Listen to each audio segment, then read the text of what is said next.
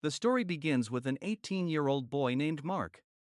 One day, when he returns home with his best friend, he is surprised to see that his mother has arranged a surprise birthday party for him. All his friends are there, and the house is filled with laughter and music. Seeing everyone gathered to celebrate, Mark feels genuinely happy. Among the guests, his eyes catch a girl named Melanie, one of his friends, who looks especially beautiful that evening. Mark can't take his eyes off her, he's completely captivated. While he's lost staring at Melanie, his best friend nudges him and says with a mischievous grin, "Tonight, send your mom out somewhere. I'll invite Melanie and her friends over, and we'll have a blast." Mark lives alone with his mother. His father passed away several years ago. Since then, his mother has taken care of him all by herself. She's always wanted to give her son every happiness possible and, like any loving mother, dreams that he'll study hard and become successful one day. Mark's mother has been dating a man for some years now, someone who often visits their home. Later that evening, when this man comes to take her out for dinner, Mark sees his chance. As soon as his mother leaves for her date, his best friend shows up with Melanie and her friends. The group begins drinking, laughing, and dancing, enjoying the night to the fullest. Mark's friend quickly pairs up with one of Melanie's friends, asks, "Who are you going out with?" But Mark doesn't answer. Her boyfriend, who's present, tells her, "You shouldn't worry too much. He's grown up, let him have some freedom." The next morning, Mark's mother confronts him, "Where were you last night? You came home so late." She's worried he's falling into bad habits or doing drugs. But Mark doesn't want to talk and leaves the house angrily. Over the next few weeks, he spends more and more time with Carissa. He visits her home frequently, and the two continue their passionate affair. He feels drawn to her sophistication and maturity, but at the same time, his mother notices he's becoming distant and secretive. One day, while he's away, his mother checks his phone and finds Carissa's number. Assuming Carissa is a girl from college, she decides to invite her home for dinner. Meanwhile, we see Carissa behaving strangely at her house, talking to herself, breaking things, and even hurting herself. It becomes clear that she's mentally unstable, perhaps even dangerous. That evening, Carissa arrives at Mark's home, beautifully dressed.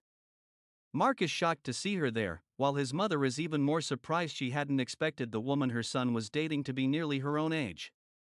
Her shock quickly turns to anger. She doesn't like Carissa at all. Still, trying to keep things civil, they all sit down for dinner. During the meal, Carissa praises Mark's programming skills and his app. She tells his mother, "Your son is gifted. He could skip college and start his own company." But Mark's mother is firm. "Absolutely not," she says. "I want my son to finish college first." Carissa argues, "He's old enough to make his own choices. You can't control everything in his life." The conversation grows tense, turning into a heated argument. Finally, Mark's mother snaps and says angrily, "You're using my son for your own benefit." Offended, Carissa gets up to leave, but Mark stops her. She turns to him, eyes filled with anger and pain, and says, "When your mother insulted me like that, why didn't you say anything?" She then whispers in his ear, "You're not a child anymore. Stop depending on your mother for every decision." Manipulated and confused, Mark leaves the house with Carissa, while his mother watches from the window, heartbroken. At Carissa's place, she tries to cheer him up and takes him to her swimming pool. They get close again, trying to escape the tension from earlier. Meanwhile, Mark's mother begins researching Carissa online. To her horror, she finds an article revealing that Carissa was once married to a wealthy old man who was later found dead in his home. The police had ruled it a suicide, and afterward, Carissa inherited all his property. Shocked and terrified, Mark's mother realizes her son is in serious danger. The next morning, she rushes to Carissa's house to bring Mark back home. But Carissa meets her at the door and coldly refuses to let her in. "My son will leave you one day," his mother warns. Carissa smirks and replies, "No, I'll teach him to leave you and stay with me forever." Her words send chills down the woman's spine. She leaves in fear and worry, determined to save her son before it's too late. When Carissa returns inside, she tells Mark, "From now on, you'll live here with me. In this big house, no one will bother us." But Mark refuses, saying calmly, I'll be joining college next month. I can't stay here forever. And I don't want to be away from my mom. Carissa's expression hardens. Anger flashes in her eyes. Then leave, she says coldly. Mark hesitates for a moment, then walks away, leaving her fuming. He gets into his best friend's car and drives off. Later that day, Mark's mother talks to her boyfriend, worried sick about her son. I have to separate him from that woman, she says. But he replies, let him learn from his mistakes. He's an adult now. She doesn't agree. Instead, she comes up with an idea to bring Melanie, the girl Mark once liked, closer to him. Maybe then, Carissa will disappear from their lives. Meanwhile, Mark is on a video call with Carissa. She apologizes sweetly and asks him to come over that night, saying she wants to make things right. But Mark refuses, telling her that Melanie will be visiting. Hearing this, Carissa's mood shifts instantly.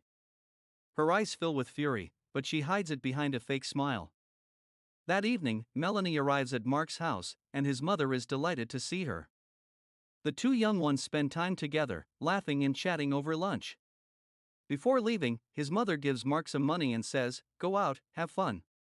Mark and Melanie spend the day together, talking and enjoying each other's company. They even share a gentle kiss, hinting at something deeper between them. But from a distance, sitting in her car, Carissa watches them. Her jealousy burns inside like fire. When Melanie later drives home, she doesn't realize Carissa is already hiding in the back seat of her car. Suddenly, Carissa grabs her from behind, covering her mouth with tape. Melanie struggles in terror as Carissa presses a knife against her face and hisses, stay away from Mark or I'll kill you. Then, she slashes Melanie's cheek slightly and disappears into the night. It's now clear Carissa is dangerously obsessed. The next day, Mark tries calling Melanie, but she doesn't answer. He grows worried. Meanwhile, Carissa visits Mark's mother's boyfriend and tells him coldly, your girlfriend thinks she can control her son forever. But she can't. When he tries to calm her, Carissa's anger only deepens. Later that evening, Mark tells his friend that he plans to break up with Carissa because he's realized that what he feels for Melanie is real love. Excited by the idea, his friend decides to visit Carissa himself, hoping she might choose him once Mark leaves her. But when Carissa learns that Mark wants to break up, something inside her snaps. That night, she video calls Mark again. My friend from the software company is coming tonight to see you. Our app, she says. Come over, I'll pick you up. Mark hesitates but eventually agrees.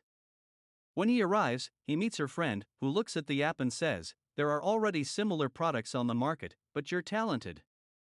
I could offer you a job. After the man leaves, Mark tells Carissa he's not ready to work yet, he wants to finish college first. Hearing this, Carissa's smile fades. She realizes Mark doesn't want to be with her anymore. Furious, she grabs a beer bottle and smashes it over his head. When Mark wakes up, he finds himself chained inside a dark room, his hands bound with metal cuffs. Carissa appears before him, her face twisted with rage. You were going to leave me, just like everyone else, she screams. She then confesses that her husband had cheated on her and that she killed him.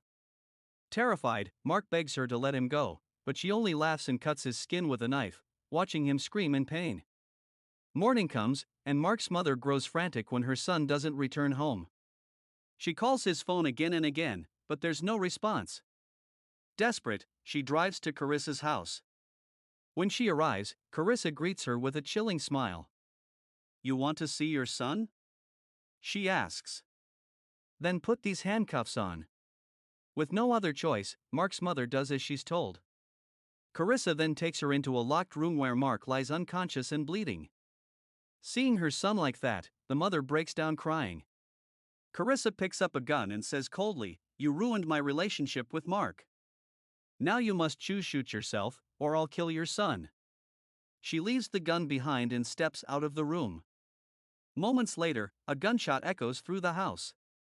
Carissa rushes back, expecting to find the mother dead, but instead, she's ambushed. Mark's mother attacks her fiercely. A brutal fight follows, both women struggling desperately. Finally, the mother knocks Carissa unconscious and frees her son. They try to escape, but Carissa regains consciousness and lunges at them again. Just then, Mark's mother's boyfriend bursts in and strikes Carissa in the stomach with a heavy object, killing her instantly. As silence fills the room, they hear muffled cries from a nearby box. When they open it, they find Mark's mother's boyfriend tied inside. Carissa had captured him earlier. Days later, things return to peace. Mark, now healed, is ready to start college with Melanie by his side. His mother drives them to campus, smiling proudly. Their bond has grown stronger after everything they've endured. And just like that, the story comes to an end. But one question lingers: did Carissa truly love Mark, or was her love nothing more than a dangerous obsession?